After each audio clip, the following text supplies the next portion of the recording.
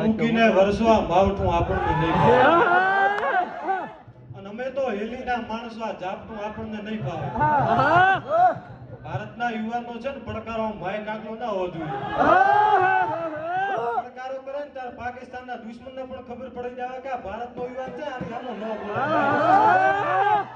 એટલે મારે અહીંથી એવા શૂરવીરોને યાદ કરવા છે નમસ્કાર સૌ મિત્રોને અને અધ્યાપક ગણને કે જેણે હું સરસ મજાનું આયોજન કર્યું છે ભારતના તિરંગાને વંદન કરવા માટે તો આપણે શરૂઆત કરીશું સૌરાષ્ટ્રની ધરતીની ગુજરાતની ધરતી છે કેવી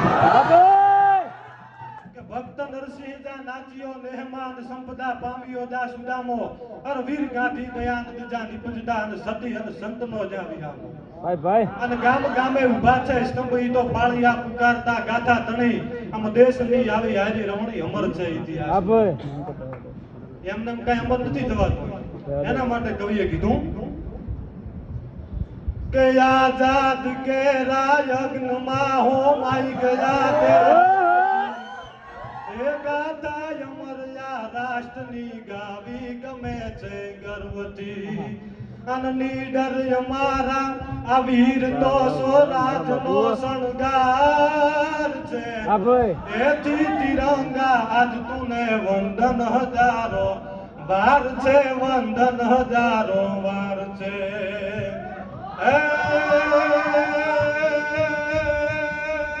સેના લઈને આસામટી અંગ્રેજ હામે આવ્યો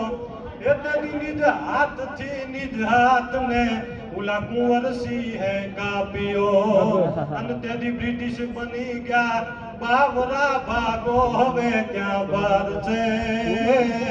તેથી તિરંગા આજ તુને વંદન હજારો વાર છે વંદન હજારો વાર છે કે 23 વર્ષે ત્રાટક્યો જુલ્મોની હાંગે જંગમાં અર ભગતસિંહ ઈ તો રત્ન અને રંગાણો રાષ્ટ્રના રંગમાં અર ફાંસી વખતે કદી ફફડ્યો નહીં સપૂતી સરદાર છે એ જી તિરંગા આજ તુને વંદન હજારો વાર છે અને સરદાર પટેલ માટે કવિ લખે કે મજબૂત મનનો વખણાય છે એ સરદાર વલ્લભભાઈજી ઉલા અંગ્રેજો એકળાય છે અને સિંધુ તટે સોમનાથનો જુઓ જબર ઝીણો દ્વાર છે તેથી તિરંગા આજ તુને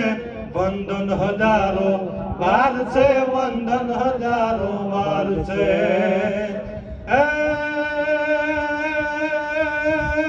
ગજબ છૂટતી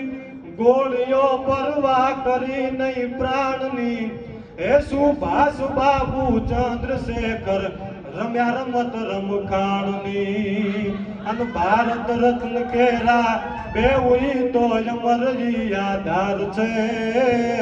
તેથી તિરંગા યાદ તુને વંદન હજારો વાર છે વંદન હજારો વાર છે અને જે આ ભૂમિમાંથી આપણે બેઠા છીએ એ ગાંધી બાપુને ક્યાં ભૂલાય ભાઈ ઉછેરી પુત્રને અને આ તો દેશને શરણે ધર્યો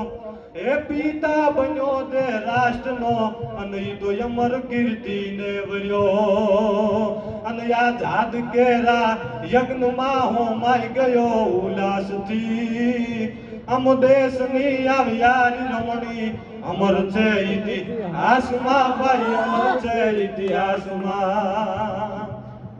આ ગાંધી બાપુને આવા મહાન પુરુષોને યાદ શા માટે કરવો કવિદાસ બાપુની એક રચના છે કે પગલા એવા કોણ મૂકતું આવે કે આખું ગગન એની પાછળ ઝૂકતું આવે પગલા એવા કોણ મૂકતું આવે કે ગગન આખું એની પાછળ ઝૂકતું આવે અને સૂર એવા કોણ છેડી ગયું છે આ રસ્તે કે એથી આખું હરણ પાછળ પાછળ દોડતું આવે